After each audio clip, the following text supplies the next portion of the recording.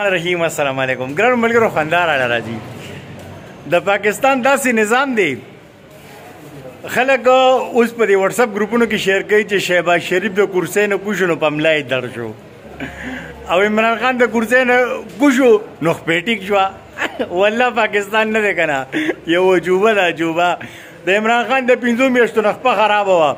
یو خو به زه په دې ډاکټرانو باندې اف آی آر کوم د خپل طرفه چې دوی زمونږ لیډر ډېر زیات ذلیله کړی دی او دوی د کرسۍ نه نه کوزو ورته ویې ستا خپه ماته ده مه کوزېږه هماغه خپه وه چې رنجر والا د ګریوان ته لاس ګوشي ټیک ټاک شو دا د شوکت خان هم ډاکټران خو چې کوم دي د کینسر علاج کوي که نه خان صاحب دوکه چې هلته د خپې پلیستر علاج کوو او خپې یې پلیستر اچولی وو نو علاج خو هلته د کینسر کېږي نو دا ډاکټران په هغې باندې نه پوهېدل خو لکه ظالمان وشي نه پوهېږي خو خان صاحب له مشوره ورکړي چې ارتوپیډک ډاکټر ته لاړ شي او بیا به د پی ټي آی والا وي چې خان صاحب چې کم دی که نه په 2028 کې به وزیر اعظم وي نو امید دره به دا دی چې په 2028 څخه مخکې دی 2024 کې